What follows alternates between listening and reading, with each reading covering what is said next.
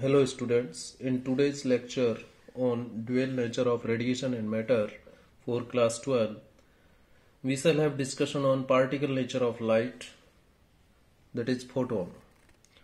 In previous lecture we discussed the laws of photoelectric effect and the failure of wave theory and then explanation of Sir Albert Einstein. Now it is very much clear that the radiation is having particle nature. The law of photoelectric effect, this photoelectric effect as well as Compton effect, both proves the particle nature of radiation, whereas interference, diffraction and polarization proves the wave nature of radiation. So first we discuss again the particle nature of light, that is photon. The observations on the photoelectric effect, जो हमने observations लिए थे photoelectric effect में, number 1 हमने observation लिया था कि intensity is directly proportional to photoelectric current, ये बात हमने की थी. नंबर 2 हमने देखा कि कैसे फोटोइलेक्ट्रिक करंट कलेक्टर पोटेंशियल को वेरी करने से बदलता है. ये फर्स्ट ऑब्जर्वेशन था जिसमें हमने इंटेंसिटी ऑफ लाइट को चेंज करने से फोटो इलेक्ट्रिक करंट में क्या चेंज होगा वो डिस्कस किया. जब हमने फ्रीक्वेंसी और एक्सिलरेटिंग पोटेंशियल को फिक्स रखा, उस केस में जो फोटो इलेक्ट्रिक करंट है वो number of photoelectrons emitted per second के डायरेक्टली प्रोपोर्शनल होता है. Therefore the photoelectric current will be directly proportional to intensity of light. Then after this we discussed next observation, and the next observation was effect of potential on photoelectric current.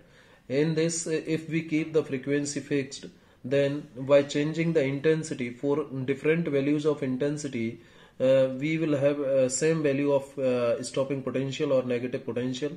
It means stopping potential does not depend on intensity, but you see the maximum amount of current is changing continuously on changing the value of intensity. Higher the value of intensity, higher would be maximum amount of current, means the saturation current will increase as you increase the intensity. So this was the second observation, in which observation in this it is clear that stopping potential does not depend on intensity. So if stopping potential does not depend on intensity, then the kinetic energy of electrons also does not depend on intensity, because stopping potential and kinetic energy both are having linear relationship. The kinetic energy, maximum kinetic energy of electrons is equal to eV0, where V0 is stopping potential. So you see the जो stopping potential है वो intensity पर depend नहीं करता है. जब stopping potential intensity पर depend नहीं करता है तो kinetic energy will also not depend on stopping potential. Kinetic energy will change as per the change in stopping potential. If there is a change in stopping potential, kinetic energy will change. But here you are changing the intensity, and intensity को change करने से stopping potential में कोई change नहीं आता. Therefore, kinetic energy of the electrons will not change. Next observation number 3 में हमने बात की कि जब हम इंटेंसिटी को फिक्स रख लेते हैं तो उस केस में फ्रीक्वेंसी को इंक्रीज करने से maximum amount of current, this is saturation current, will not change, it will remain same. But as you increase the frequency of the incident radiation, then you see the stopping potential is increasing. So stopping potential increases as you increase frequency. It means stopping potential varies linearly with frequency. So there is a straight line graph between stopping potential and incident frequency. Frequency of incident radiation और stopping potential के बीच जो graph है different metals के लिए different होगा, लेकिन जो graph का नेचर होगा वो स्ट्रेट लाइन होगा. और ये जो पॉइंट होगा, ये देखिए जिस फ्रीक्वेंसी पर स्टॉपिंग पोटेंशियल का वैल्यू 0 है, यहाँ पर स्टॉपिंग पोटेंशियल 0 है. This frequency is known as threshold frequency. It is the minimum frequency below which no photoelectrons are emitted from the metallic surface, or you can say no photoelectric effect is observed at below the value of this threshold frequency. So stopping potential varies linearly with frequency, as the stopping potential depends on kinetic energy of electrons, therefore we can say that the kinetic energy of electrons also varies linearly with frequency. So we may write kinetic energy of electrons is directly proportional to frequency. And then we discussed another observation, and in that observation we discussed that photoelectric effect is an instantaneous process, there is no time lag. Photoelectric effect is instantaneous process, there is no time lag. तो ये observations हमने already discuss किए हैं. अब इन observations के आधार पर, ये जो ऑब्जर्वेशंस हमने डिस्कस किए फोटो इलेक्ट्रिक इफेक्ट के, उसके आधार पर हम ये कह सकते हैं कि लाइट जब मैटर के साथ इंटरेक्ट करती है, लाइट जब मैटर के साथ इंटरेक्ट करती है तो ये कैसे बिहेव करती है, डिस्क्रीट पैकेट्स ऑफ एनर्जी के फॉर्म में बिहेव करती है. ये हमने आइंस्टीन्स की, जो सर अल्बर्ट आइंस्टीन ने मैक्स प्लांक क्वांटम थ्योरी का यूज करके फोटो इलेक्ट्रिक इफेक्ट को एक्सप्लेन किया, उसमें ये बात हुई थी कि जब भी रेडिएशन या लाइट किसी मैटर पर या मेटेलिक सरफेस पर गिरती है तो वो इस तरीके से बिहेव करती है कि जो लाइट है, जो रेडिएशन है वो किससे बना हुआ है, it is made up of discrete packets of energy, right? So I think ये clear हो गया होगा कि the observations on photoelectric effect clearly indicate that when light interacts with matter, it behaves as if it was made of discrete packets of energy. और इन्हीं discrete packets को हम क्या कहते हैं, क्वांटा कहते हैं, और इसको दूसरा नाम भी दिया जाता है लंप और फोटोन. इनको हम लंप और फोटोन भी कहते हैं, जो discrete packets होते हैं एनर्जी के. ठीक है, ईच पैकेट, और ये जो डिस्क्रीट पैकेट है, बहुत सारे डिस्क्रीट पैकेट्स होंगे. एक पैकेट का जो एनर्जी है वो h होता है, यानी एक पैकेट को आप लंप कह रहे हैं, फोटोन कहते हैं, यानी एक फोटोन के पास जो एनर्जी होगा वो कितना होगा, h होगा. और जो मोमेंटम होता है फोटोन के पास वो कितना होता है, h/c होता है, h/c होता है. ठीक है, दिस फैक्ट, ये जो एनर्जी इसके पास h है और मोमेंटम h/c है, this fact or the fact that a light quantum has definite energy, यानी फोटोन के पास अपनी उसकी डेफिनेट एनर्जी है, डेफिनेट मोमेंटम है, तो ये हमें ये बताता है कि इसके साथ कोई पार्टिकल एसोसिएट होता है. ठीक है, यानी जो रेडिएशन है उसके साथ कोई ना कोई पार्टिकल एसोसिएट होता है, यानी रेडिएशन का पार्टिकल नेचर होता है, ये इस बात से पता चलता है. Particle like behaviour of light was further confirmed. बाद में पार्टिकल लाइक बिहेवियर को मैंने जैसे आपको बताया कॉम्पटन इफेक्ट की हेल्प से इसको कंफर्म किया गया.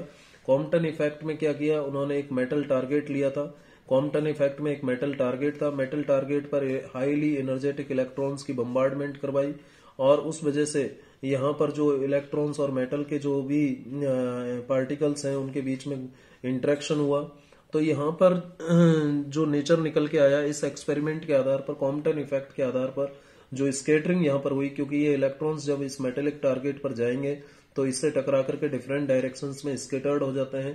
तो जब इसके जो इलेक्ट्रॉन्स हैं, किसके, मेटल के इलेक्ट्रॉन्स, सॉरी ये एक्सरे है, एक्सरे को गिराया गया था मेटल टारगेट पर. तो जब एक्सरे, ध्यान दीजिएगा मैंने इलेक्ट्रॉन नाम दे दिया, इलेक्ट्रॉन तो इस मेटल के अंदर होते हैं.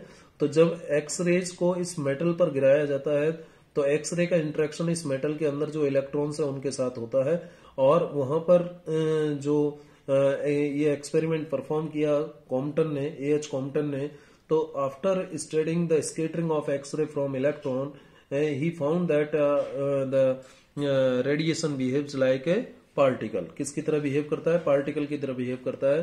अब हमें ये जानना जरूरी हो गया कि जो पार्टिकल जिसको आप फोटोन कह रहे हैं उसकी क्या प्रॉपर्टीज होती है, फीचर्स क्या होते हैं फोटोन के. इन फीचर्स और करेक्टरिस्टिक्स के बारे में देखिए. Number 1, in the interaction of radiation with matter, जब भी कोई रेडिएशन मैटर के साथ इंटरेक्शन करता है, it behaves as if it is made up of particles called photon. ये किसकी तरह व्यवहार करता है, पार्टिकल की तरह व्यवहार करता है, जिसको हम क्या कहते हैं, फोटोन कहते हैं. Each photon has energy E is equal to h nu. कितनी एनर्जी होती है, E is equal to h nu, और इसको हम लिख सकते हैं E is equal to hc upon lambda, क्योंकि ये जो फ्रीक्वेंसी है इस फ्रीक्वेंसी की वैल्यू होती है c अपॉन लेमडा. ये ध्यान रखिएगा रफ में, frequency is equal to c upon lambda. जब फ्रीक्वेंसी की वैल्यू को आप यहाँ रखेंगे h न्यू की जगह frequency is equal to c upon lambda रखेंगे तो E की वैल्यू को इस तरीके से भी लिखा जा सकता है. और जो मोमेंटम है वो होता है h न्यू अपॉन c, यहां भी जब न्यू की वैल्यू आप c अपॉन लेमडा रखेंगे तो c से c कैंसिल हो जाएगा और मोमेंटम कितना आ जाएगा h upon lambda. So this is the formula for momentum of photon and this is the formula for energy of a photon. या तो कहो आप E is equal to H nu या फिर कहो E is equal to H C upon lambda. Momentum को या तो लिखें एच न्यू अपॉन सी या फिर लिखें एच अपॉन लेमडा. नेक्स्ट जो फीचर है, थर्ड जो नंबर फीचर है, करेक्टरिस्टिक है फोटोन का, वो क्या है? Energy and momentum of all photons of light of a particular frequency. किसी लाइट के जो पर्टिकुलर फ्रीक्वेंसी के जो जितने भी फोटोन्स हैं वो उस लाइट की इंटेंसिटी पर डिपेंड नहीं करते. लाइट की इंटेंसिटी से कोई लेना देना नहीं है कि जो एनर्जी और मोमेंटम है वो फोटोन का वो कितना होगा. यहां आप देख सकते हैं, यहाँ क्या आ रहा है? फ्रीक्वेंसी आ रहा है. मोमेंटम में भी क्या आ रहा है? फ्रीक्वेंसी आ रहा है. तो एनर्जी और जो मोमेंटम है फोटोन का वो किस पर डिपेंड करेगा? फ्रीक्वेंसी पर, ना कि किस पर डिपेंड करे?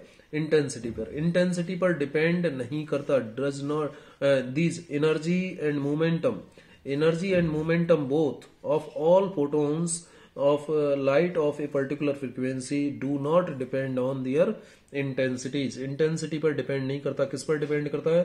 फ्रीक्वेंसी पर. तो ये थर्ड करेक्टरिस्टिक था. नेक्स्ट करेक्टरिस्टिक पर बढ़ते हैं. नेक्स्ट करेक्टरिस्टिक है by increasing the intensity of light of given frequency.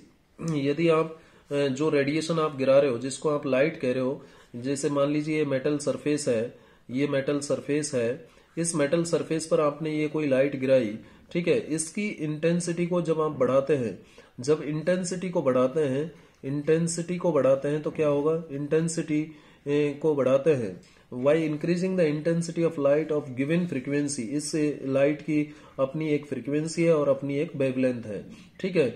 कि तो इंटेंसिटी बढ़ाने से केवल क्या बढ़ेगा कि कितने number of photons per second जो है गिवन एरिया को क्रॉस कर रहे हैं. नंबर ऑफ फोटोन्स जो क्रॉस करेंगे गिवन एरिया को वो इंक्रीज हो जाएगा. इंटेंसिटी बढ़ाने से number of photons crossing a particular area will increase, ठीक है. तो इंटेंसिटी बढ़ाने से number of photons crossing A given area will increase. But if you say about frequency and wavelength, it will remain same. By changing or by increasing or decreasing the intensity of light, there is no change in frequency and wavelength. Intensity को बढ़ाने से केवल number of photons जो पर second cross करता है एक particular area को, ठीक है, वो इंक्रीज होगा, ना कि फ्रीक्वेंसी और वेवलेंथ. फ्रीक्वेंसी और वेवलेंथ तो कांस्टेंट रहने वाला है. नेक्स्ट प्रॉपर्टी है photons are electrically neutral. Photons कैसे होते हैं? इलेक्ट्रिकली न्यूट्रल होते हैं. इसका मतलब है कि ये इलेक्ट्रिक फील्ड में जाने से जिस डायरेक्शन में जा रहे थे उसी डायरेक्शन में चलते रहेंगे. मैग्नेटिक फील्ड से भी डिस्टर्ब नहीं होंगे, इलेक्ट्रिक फील्ड से भी डिस्टर्ब नहीं होंगे.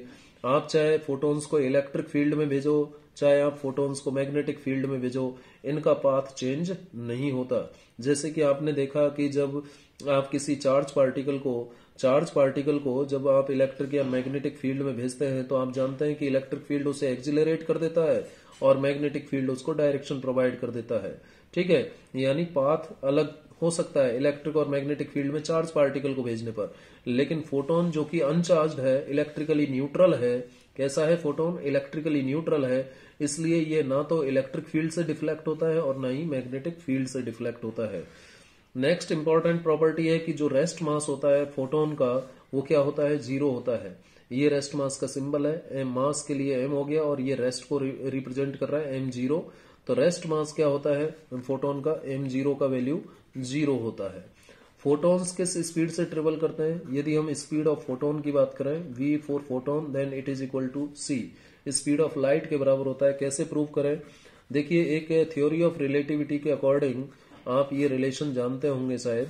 m is equal to m0 upon root of 1 minus v square upon c square, जहां पर m क्या है? इफेक्टिव मास है. m क्या है? इफेक्टिव मास है. किसका इफेक्टिव मास है? फोटोन का. और m0 क्या है? What is m0? m0 is mass of photon. m0 किसका मास है? फोटोन का. रेस्ट पोजीशन में सॉरी, ये रेस्ट मास कहलाएगा. m0 क्या है? रेस्ट मास है. यानी फोटोन जब रेस्ट में होता है तो उस समय उसका मास m0, और m जो है जब फोटोन मूव करता है तो उस समय का जो मास होगा उसे हम इफेक्टिव मास नाम दे देते हैं, जब फोटोन किसी पर्टिकुलर स्पीड से मूव कर रहा है, ठीक है, इफेक्टिव मास कहेंगे m को, और v जो है फोटोन की स्पीड है और c वेलोसिटी ऑफ लाइट है। अब देखिए यहां से इसको क्या लिखा जा सकता है, क्रॉस मल्टीप्लाई करें तो इसको इस तरीके से लिखा जा सकता है, और इज इक्वल टू m0। अब देखिए फॉर फोटोन की यदि हम बात करते हैं, फोटोन के लिए रेस्ट मास क्या होता है, 0 होता है। देयरफॉर इस इक्वेशन में जब m0 की वैल्यू 0 रखोगे तो ये इक्वेशन क्या आ जाएगा, m into under root 1 minus V square upon C square is equal to 0। अब ये m भी 0 में चला जाएगा तो क्या लिखा जाएगा, root of 1 minus V square upon C square is equal to 0, और दोनों तरफ स्क्वायर करें तो इस राइट साइड में तो 0 ही रहेगा, और इधर आ जाएगा V square upon C square is equal to 0, और यहां से आ जाएगा V square upon C square is equal to 1, और यहां से आ जाएगा V square is equal to C square, और फाइनली v बराबर क्या आ जाएगा, c। इसका मतलब जो फोटोन है वो स्पीड ऑफ लाइट से मूव करता है। फोटोन किस स्पीड से ट्रेवल करता है, photon travels with speed of light. Photon किस स्पीड से ट्रेवल करता है, स्पीड ऑफ लाइट से ट्रेवल करता है, ये यहाँ पर प्रूव हुआ। तो ये एक करेक्टरिस्टिक हुई।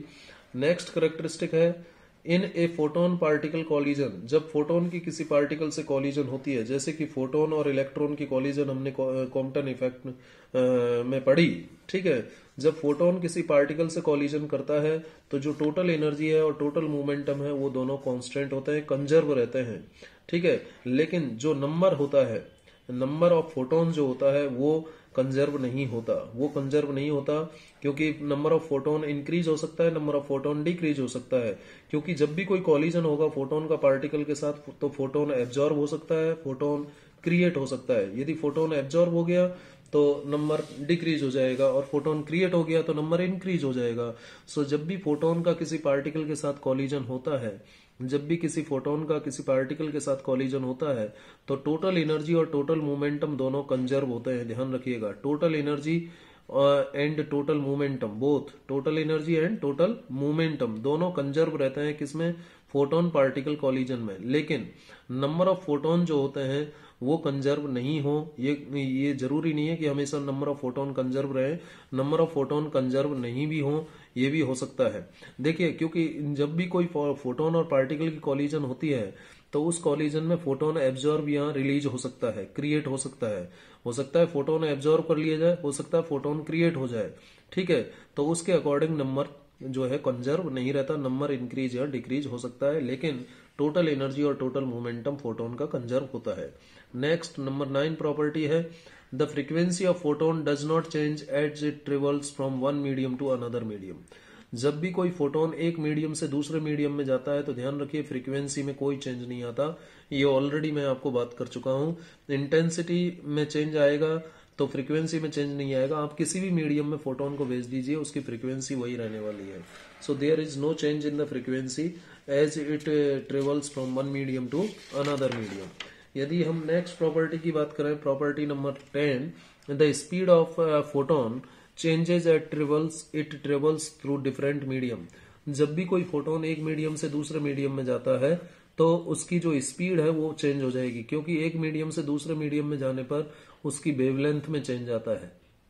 जब भी फोटोन एक मीडियम से दूसरे मीडियम में जाता है तो उसकी फ्रीक्वेंसी में तो कोई चेंज नहीं आता, लेकिन जो वेवलेंथ है वो चेंज हो जाएगी। इसका मतलब एक मीडियम से दूसरे मीडियम में जाने पर जो फोटोन का स्पीड है वो चेंज हो जाएगा, क्योंकि speed is equal to frequency into wavelength होता है।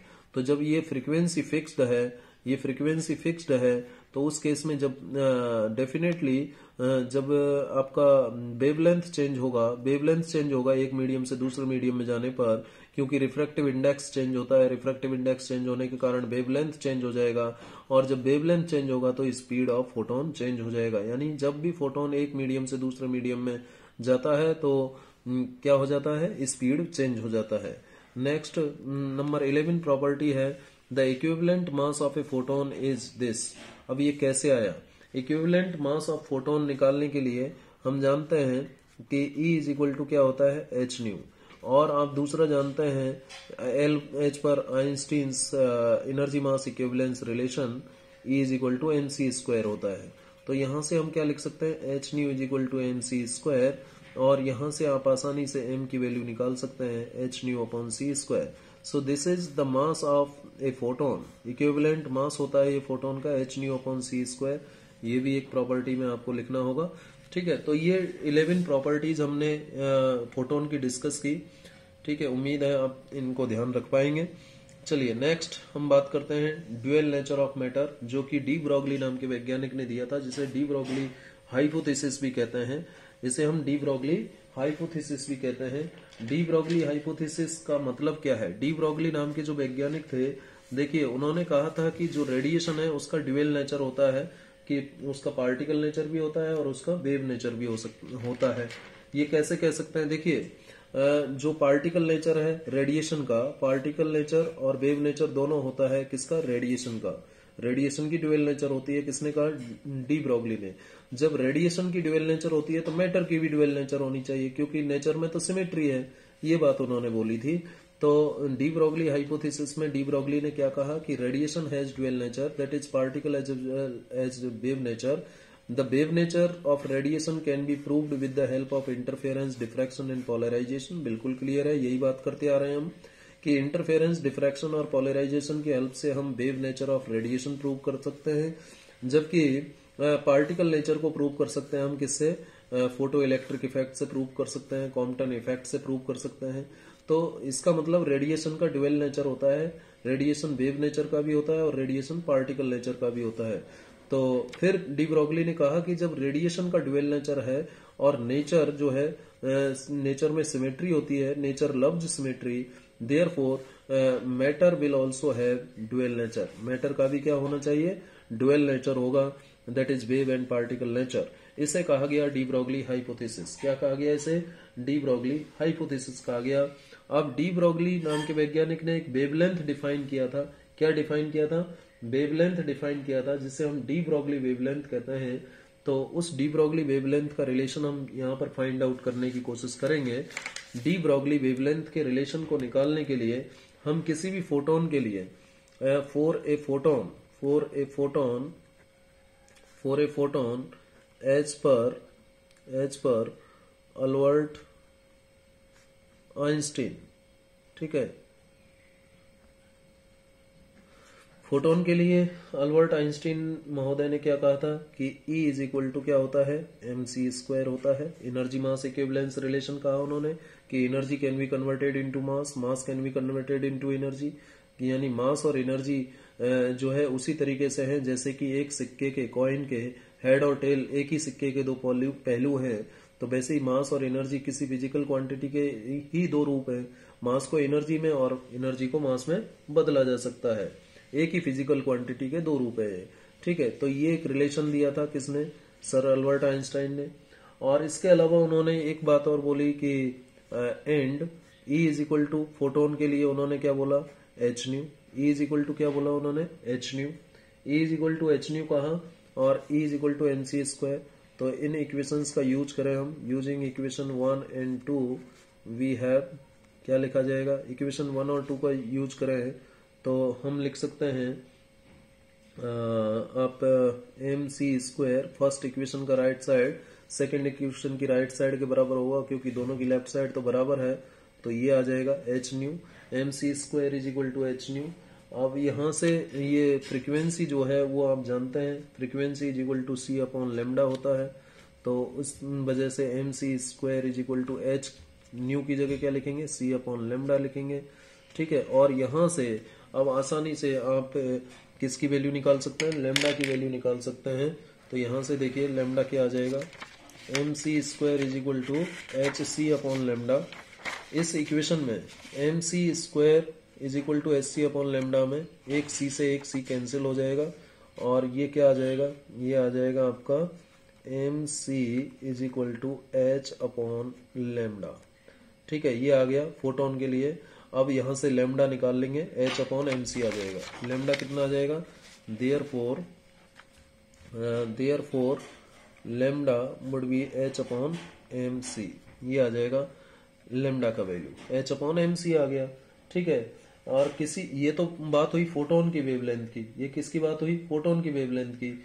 यदि हम बात करें 4 एंड 4 ए मटेरियल पार्टिकल, यदि हम फोटोन की बात ना करके किसी मटेरियल पार्टिकल की बात करें तो मटेरियल पार्टिकल के लिए भाई फोटोन की स्पीड तो c होती है, तो मटेरियल पार्टिकल का स्पीड तो v लिया जाएगा। ठीक है, ये तो फोटोन के लिए आया। ये जो वेवलेंथ आई ये किसके लिए आई?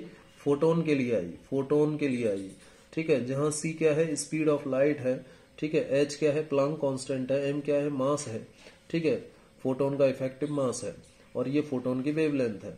अब मटेरियल पार्टिकल के लिए क्या होगा? c का वैल्यू v हो जाएगा। मटेरियल पार्टिकल के लिए c का वैल्यू क्या हो जाएगा? v हो जाएगा।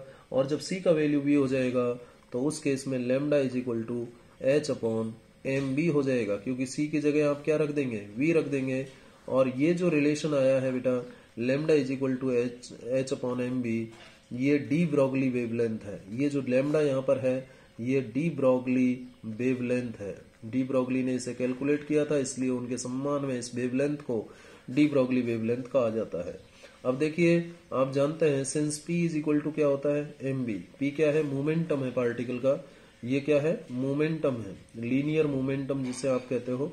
लीनियर मोमेंटम है पार्टिकल का, मोमेंटम ऑफ पार्टिकल। ठीक है, मोमेंटम ऑफ मटेरियल पार्टिकल। तो उस केस में जो डी ब्रॉगली वेवलेंथ होगी वो h अपॉन पी के बराबर हो जाएगी। एक रिलेशन ये भी हो जाएगा, lambda is equal to h upon p. अब देखिए डिफरेंट रिलेशंस और हम लिख सकते हैं। Since kinetic energy of moving particle, kinetic energy of moving particle, कोई भी मटेरियल पार्टिकल है उसका काइनेटिक एनर्जी कितना होगा? k इज इक्वल टू होगा वो कितना लिख सकते हैं आप? Half m v square, half m v square लिख सकते हैं, है या नहीं? हाफ एम वी स्क्वायर, जहाँ v पार्टिकल की वेलोसिटी है, m क्या है? पार्टिकल का मास है। जहां पर where m is mass of particle, m is mass of particle and v is velocity of particle, v is velocity of particle. v क्या हो गया? वेलोसिटी ऑफ पार्टिकल हो गया। तो अब यहां से देखिए इसको मैं थोड़ा रीअरेंज करके लिखता हूं। m से ऊपर नीचे मल्टीप्लाई कर देता हूं तो मैं इस तरीके से इसे लिख सकता हूं। ठीक है या नहीं? और यहां से m का मैंने ऊपर नीचे मल्टीप्लाई किया, इस तरीके से लिख दिया। और यहां से क्रॉस मल्टीप्लाई किया तो ये इस तरीके से आ जाएगा। और यहां से इसको सॉल्व करोगे तो एम बी होल स्क्वायर लिखा जा सकता है इसको। और ये बराबर आ गया 2m के। लेफ्ट को राइट में और राइट साइड को लेफ्ट में लिख लिया। और यहां से आप एम बी की वैल्यू निकाल सकते हैं अंडर रूट 2m के, अंडर रूट 2m के। अब ये एम बी की वैल्यू डी ब्रॉगली वेवलेंथ के इस रिलेशन में लिखी है, तो इसको हम दूसरे तरीके से लिख सकते हैं। डी ब्रॉगली वेवलेंथ जो आएगा h अपॉन एम बी की जगह क्या लिखें? अंडर रूट 2m के।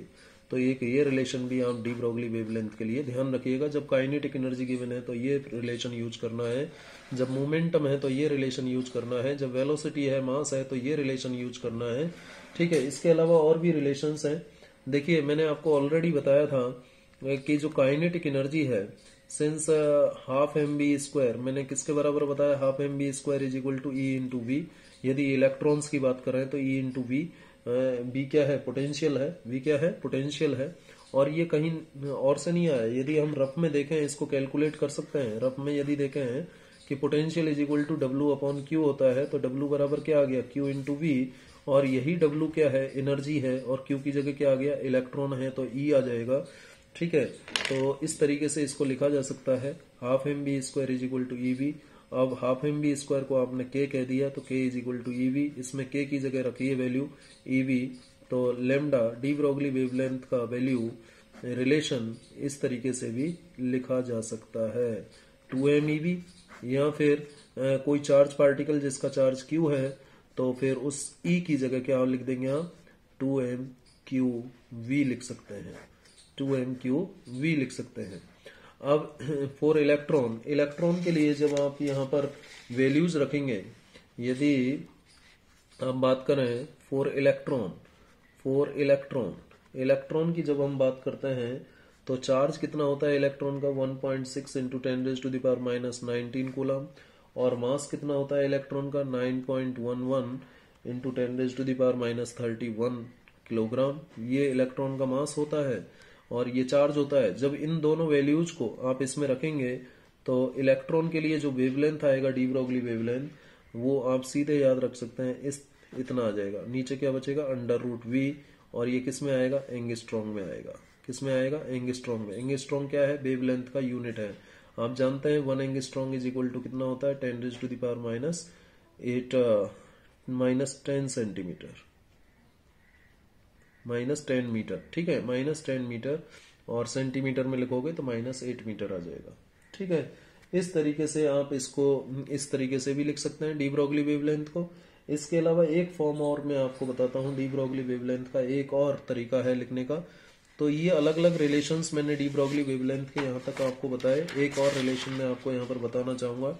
डी ब्रोगली वेवलेंथ का एक और रिलेशन होता है, यहीं पर लिख देता हूं, यहां पर लिख लेते हैं।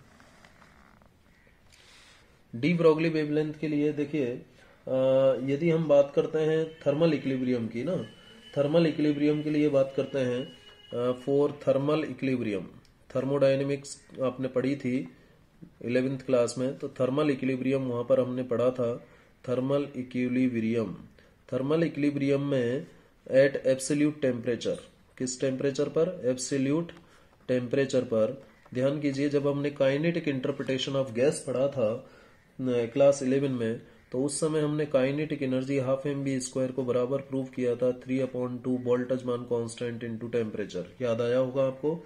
इसको के भी लिखा जा सकता है, के बी लिख सकते हो, बोल्टजमान कांस्टेंट है, के क्या है, बोल्टजमान कांस्टेंट है, बोल्टजमान कांस्टेंट नाम है साइंटिस्ट का। और इसकी न्यूमेरिकल वैल्यू याद रखने की तो जरूरत नहीं है, लेकिन कितनी होती है, 1.981 इंटू 10⁻⁻23 जूल पर केल्विन, जूल पर केल्विन ये वैल्यू होती है बोल्टजमान कांस्टेंट की, ठीक है।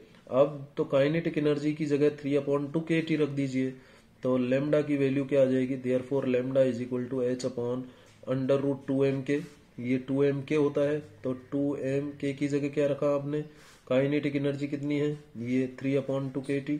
देखिए ये वोल्टजमान कांस्टेंट है, ध्यान रखिएगा, ये के भी लिख लीजिए वोल्टजमान कांस्टेंट को, नहीं तो काइनेटिक एनर्जी और वोल्टजमान कांस्टेंट में कंफ्यूजन हो जाएगा। तो 3/2 kVT, ये काइनेटिक एनर्जी के का वैल्यू, यहाँ काइनेटिक एनर्जी के का वैल्यू हमने रखा इससे, ठीक है।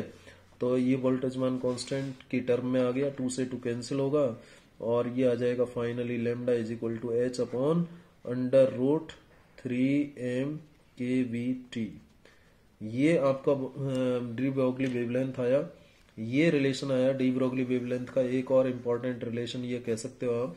तो as per requirement of numerical problem हमें इन रिलेशंस को यूज करना होता है, ठीक है। तो ये डिफरेंट रिलेशंस, उम्मीद है आप याद रख पाएंगे।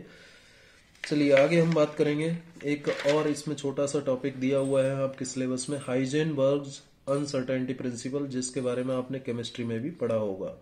हाइजेनबर्ग्स अनसर्टेनिटी प्रिंसिपल क्या कहता है। हाइजेनबर्ग नाम के वैज्ञानिक ने कहा कि it is not possible to measure both position and momentum of an electron. किसी इलेक्ट्रॉन का या किसी और पार्टिकल का, किसी भी पार्टिकल का पोजीशन और मोमेंटम, किसी भी पार्टिकल का पोजीशन और मोमेंटम एक साथ टुगेदर एट सेम टाइम, एक ही समय पर एग्जैक्टली कैलकुलेट नहीं किया जा सकता, मेजर नहीं किया जा सकता। यदि आप किसी जगह पोजीशन का पता लगा पाते हैं तो वहां टाइम में मोमेंटम में अनसर्टेनिटी होगी, और यदि किसी जगह आप मोमेंटम पता कर लेते हैं तो वहां पोजीशन अनसर्टेन होगी। यानी अनसर्टेनिटी हमेशा बनी रहती है, अनसर्टेनिटी हमेशा बनी रहती है। यहां पर यदि मैं रिलेशन की बात करूं तो ये डेल्टा एक्स पोजीशन में अनसर्टेनिटी को बताता है, और ये डेल्टा पी आपका मोमेंटम में अनसर्टेनिटी को बताता है, ठीक है। इसकी वैल्यू हमेशा ग्रेटर देन इक्वल h×2 होती है, h×2 होती है, जहां h× क्या है आप सब जानते होंगे, प्लांक कांस्टेंट को 2π से डिवाइड कर दें तो h× आ जाता है। तो ये स्टेटमेंट है किसका, हाइजेनबर्ग अनसर्टेनिटी प्रिंसिपल का। फिर से सुनिए, हाइजेनबर्ग अनसर्टेनिटी प्रिंसिपल ये कहता है, जैसा कि नाम ही है अनसर्टेनिटी, कि हाइजेनबर्ग अनसर्टेनिटी प्रिंसिपल के अकॉर्डिंग ये पॉसिबल नहीं है कि किसी भी पार्टिकल की पोजीशन और मोमेंटम को एक साथ एक ही समय पर एग्जैक्टली मेजर किया जा सके। यदि आप किसी जगह किसी पार्टिकल की पोजीशन को एग्जैक्टली मेजर कर पाते हैं तो वहां पर मोमेंटम को आप एग्जैक्टली मेजर नहीं कर पाएंगे। और यदि आप मोमेंटम को एग्जैक्टली मेजर कर पाते हैं तो पोजीशन को एग्जैक्टली मेजर नहीं कर पाएंगे। यानी दोनों में से यदि एक को मेजर कर लेते हैं आप एक्यूरेटली या एग्जैक्टली, तो दूसरा जो बचेगा उसमें अनसर्टेनिटी बनी रहेगी। इसे हम कहते हैं हाइजेनबर्ग अनसर्टेनिटी प्रिंसिपल। तो ये पोजीशन और मोमेंटम की टर्म में हो गया। ऐसे ही आप लिख सकते हैं एनर्जी और टाइम की टर्म में। ये एनर्जी में अनसर्टेनिटी है, ये टाइम में अनसर्टेनिटी है। ये greater than equal H cross हो सकता है, एच क्रॉस अपॉन 2 भी होता है। इस तरीके से हम इसको लिखते हैं। ठीक है, तो ये वाला आप ध्यान रखिएगा, इसकी हमें जरूरत होगी। Delta x into delta P greater than equal H cross upon 2, जहां एच क्रॉस क्या है, एच अपॉन 2 पाई होता है। ये अनसर्टेनिटी प्रिंसिपल बताता है। अब देखिए, यदि मैं एक वेव को इस तरीके से बनाता हूं, यदि एक वेव मैंने इस तरीके से ड्रॉ की है, इस तरीके से एक वेव जा रही है, इस तरीके से ये वेव जा रही है, तो इसकी ये जो डिस्टेंस होती है टू कॉन्जिक्यूटिव क्रेस्ट या टू कॉन्जिक्यूटिव ट्रॉ के बीच का जो डिस्टेंस होता है उसे हम वेवलेंथ कहते हैं। ये भी वेवलेंथ को रिप्रेजेंट करेगा, ये भी वेवलेंथ को रिप्रेजेंट करेगा। ये डिस्टेंस है बिटवीन टू कॉन्जिक्यूटिव क्रेस्ट और ये डिस्टेंस है बिटवीन टू कॉन्जिक्यूटिव ट्रॉ। तो कॉन्जिक्यूटिव क्रेस्ट और ट्रॉ के बीच का डिस्टेंस वेवलेंथ कहलाता है।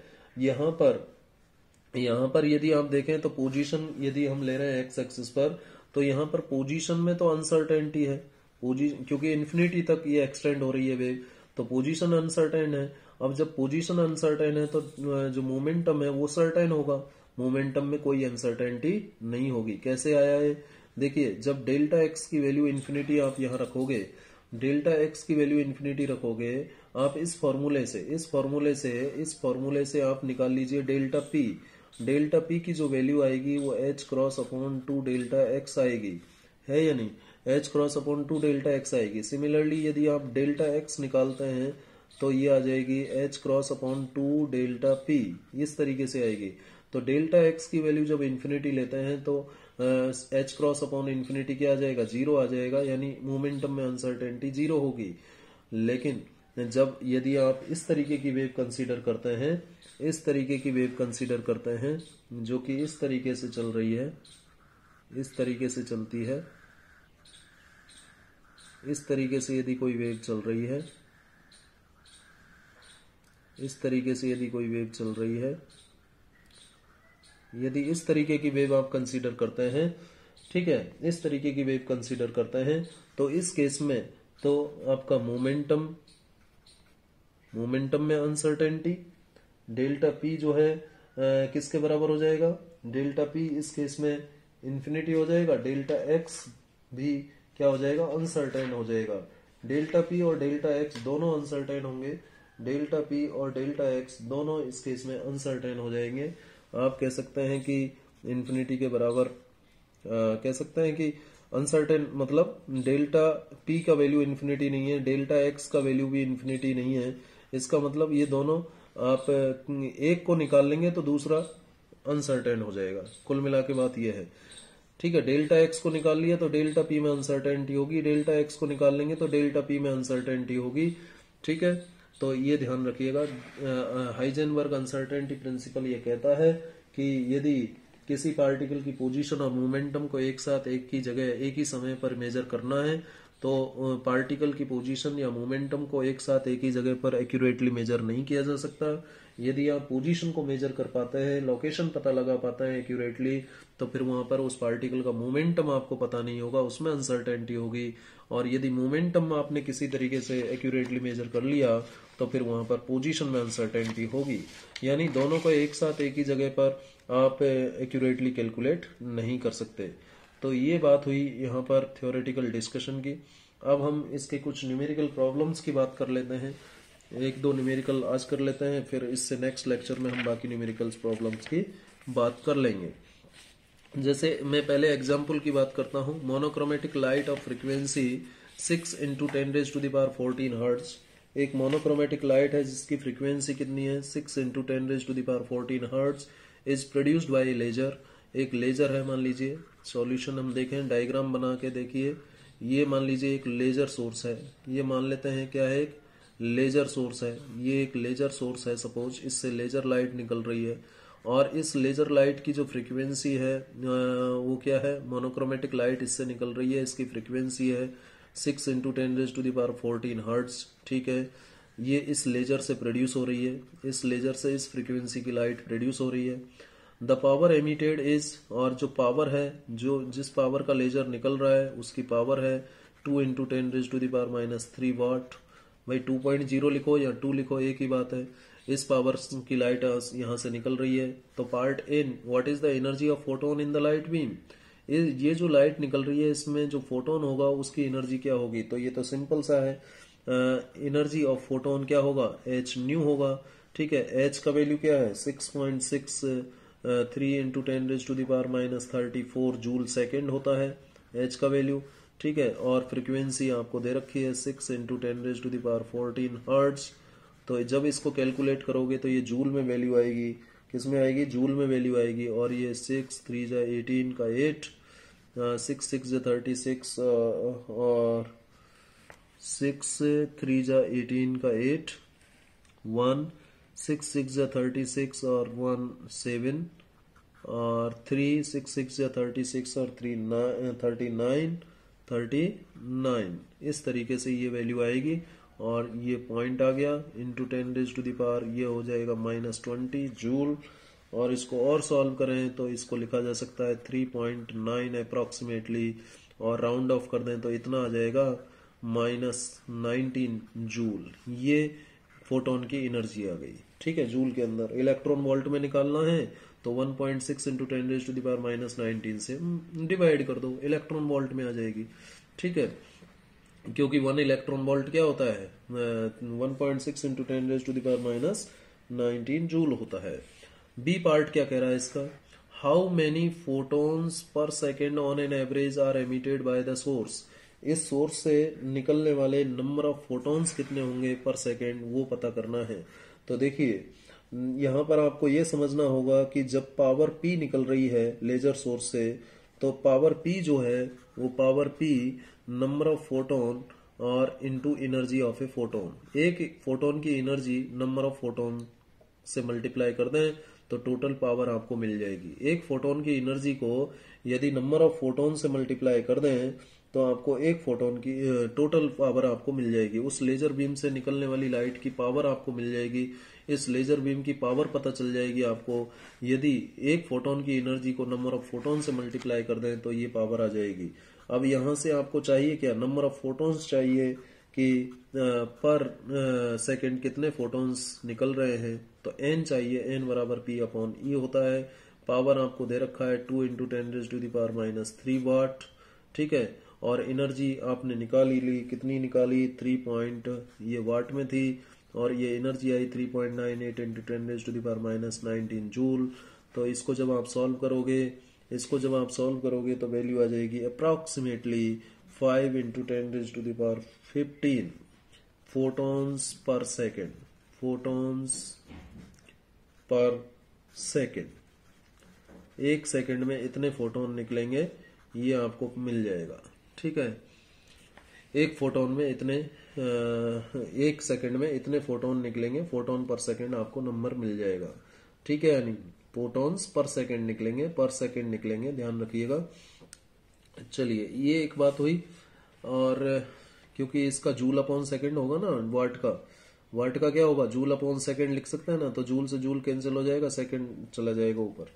ठीक है, तो सेकंड ऊपर जाएगा तो पर सेकंड हो जाएगा। ठीक है, वही watt power, watt is equal to joule upon watt is equal to joule upon second होता है। तो J अपॉन S लिखोगे यहाँ W की जगह, तो J से J कैंसिल हो जाएगा, नीचे S आएगा, और यानी पर सेकंड हो गया ना वो। ठीक है, तो ये आ जाएगा, ये नंबर ऑफ फोटोन्स पर सेकंड यहाँ पर आपको वैल्यू मिल जाएगी। चलिए नेक्स्ट क्वेश्चन पर बढ़ते हैं। The work function of caesium is 2.14 electron volt. Work function जो है सीजियम का वो कितना है, 2.14 इलेक्ट्रॉन वोल्ट है। Find threshold frequency for caesium. Threshold frequency कितना होगा, तो सिंपल सा सवाल है ये। तो ए पार्ट की मैं बात कर रहा हूँ। थ्रेशोल्ड फ्रीक्वेंसी चाहिए, वर्क फंक्शन दे रखा है। आपको कितना 2.14। 2.14 आपको वर्क फंक्शन दे रखा है इलेक्ट्रॉन वोल्ट में, और थ्रेशोल्ड फ्रीक्वेंसी चाहिए तो phi zero is equal to क्या होगा, एच न्यू जीरो होता है। तो यहां से हमको चाहिए क्या, न्यू जीरो चाहिए, यही तो थ्रेशोल्ड फ्रीक्वेंसी होगी, फाई जीरो अपॉन एच ये आ जाएगा। और ये 2.14 इलेक्ट्रॉन वोल्ट हुआ, 2.14 इलेक्ट्रॉन वोल्ट वर्क फंक्शन हो गया। और नीचे एच की वैल्यू ये 6.63 इंटू 10⁻⁻34 जूल सेकेंड होगा। अब देखिए यहाँ पर यही गलती होती है, ये इलेक्ट्रॉन वोल्ट में है और ये जूल सेकेंड में है, तो आपको क्या करना पड़ेगा, ऊपर वाले को पहले जूल में बदल लीजिए।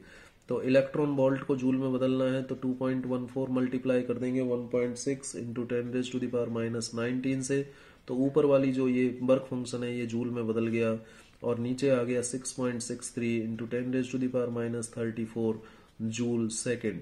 ठीक है, तो अब जूल से जूल कैंसिल हो जाएगा और पर सेकेंड में फ्रीक्वेंसी आ जाएगी, और यहाँ से जब आप फ्रीक्वेंसी को कैलकुलेट करेंगे तो अप्रोक्सीमेटली 5.16 इंटू 10⁻14 पर सेकेंड आ जाएगी। कितनी आ जाएगी, इतनी थ्रेशोल्ड फ्रीक्वेंसी आएगी। ये थ्रेशोल्ड फ्रीक्वेंसी आपको मिल जाएगी। ठीक है, तो इस तरीके से तो हम थ्रेशोल्ड फ्रीक्वेंसी निकाल सकते हैं।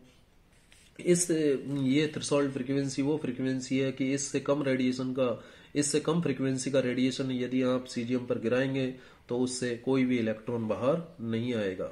दूसरा देखते हैं, the wavelength of the incident light if the photo current is brought to zero by stopping potential of 0.60। Stopping potential 0.60 है, तो निकालना है कि इंसिडेंट लाइट की वेवलेंथ कितनी होगी।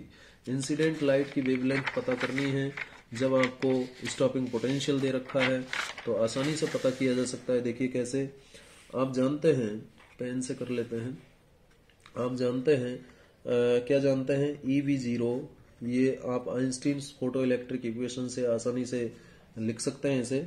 ठीक है, और यहां से इसको लिख सकते हैं आप EV0 is equal to H nu minus phi zero की वैल्यू आपको दे रखी है, फाई जीरो की वैल्यू दे रखी है। ठीक है, और लेकिन आपको वेवलेंथ चाहिए, तो मैं इस न्यू की जगह क्या लिख देता हूँ, C upon lambda minus phi zero, और ये V0 की वैल्यू आपको दे रखी है, लेमडा आपको निकालना है। तो पहले तो इसको सिंप्लीफाई कर लो, सिंप्लीफाई करें तो EV0 plus phi zero is equal to SC upon lambda, और यहां से लेमडा की वैल्यू निकालूं तो क्या आ जाएगी, HC upon EV0 plus phi zero, ये आएगी वैल्यू। तो अब इसमें आप फॉर्मूले में वैल्यूज रख दो, तो लेमडा इज इक्वल टू क्या आ जाएगा, H का मतलब 6.63 इंटू 10⁻⁻34 जूल सेकेंड हुआ। ये कितना हुआ, H का वैल्यू जूल सेकेंड हुआ। और C का वैल्यू कितना होता है, C का मतलब क्या है, स्पीड ऑफ लाइट है, तो 3 इंटू 10⁸ मीटर पर सेकेंड हो गया। ठीक है, डिवाइडेड बाय EV0, E की वैल्यू EV0, E को E रहने दो। ठीक है, और V0 की वैल्यू आपको दे रखी है क्वेश्चन में 0.60 वोल्ट, तो V0 की जगह लिखेंगे आप 0.60 वोल्ट, और ये E है तो इलेक्ट्रॉन वोल्ट हो जाएगा। इस तरीके से लिख देंगे। देखिए यहाँ E की वैल्यू लिखने की जरूरत नहीं है, V0 की वैल्यू आपको दे रखी है 0.60 वोल्ट, तो E को यहाँ रहने दीजिए, 0.60 इलेक्ट्रॉन वोल्ट हो जाएगा ये, प्लस फाई जीरो कितना है, फाई जीरो का वैल्यू है 2.14 इलेक्ट्रॉन वोल्ट, 2.14 इलेक्ट्रॉन वोल्ट। तो नीचे जो वैल्यू आ रही है वो इलेक्ट्रॉन वोल्ट में आ रही है, और ऊपर जो है जूल सेकेंड में आपने लिखा है, तो इसको आपको क्या करना पड़ेगा, नीचे वाले को जूल सेकेंड में बदलना पड़ेगा, जूल में बदलना पड़ेगा। तो पहले आप थोड़ा सा सिंप्लीफाई कर लो ऊपर वाले को, 3 3 जा 9, 3 6 जा 18, 8, 3 6 जा 18, 19.89 इंटू 10⁻⁻ कितना हो जाएगा, -20, ये जाएगा 26 हो जाएगा ऊपर, और नीचे ये दोनों को ऐड करो तो 2 ये हो जाएगा 74, और इलेक्ट्रॉन वोल्ट है तो 1.6 इंटू 10⁻⁻19, ये जूल में अब नीचे बदल गया इससे मल्टीप्लाई करने से। अब इसको जब आप सॉल्व कर लेंगे, तो इसको पूरे को जब आप सॉल्व करेंगे तो लेमडा की वैल्यू जो आएगी वो आएगी 454 नैनोमीटर। नैनोमीटर का मतलब आप इसको ऐसे भी लिख सकते हो, lambda is equal to 454 nano का मतलब होता है -9, 10⁻⁹ मीटर। इस तरीके से इसे सॉल्व किया जा सकता है। ठीक है, तो ये क्वेश्चन आपको उम्मीद है क्लियर हुआ होगा। तो ये 2 क्वेश्चंस मैंने आपको बताए, बाकी और क्वेश्चंस हम नेक्स्ट लेक्चर में करेंगे, एक्सरसाइज भी करेंगे। तो उम्मीद है आज का लेक्चर आपको पसंद आया होगा। Thank you very much.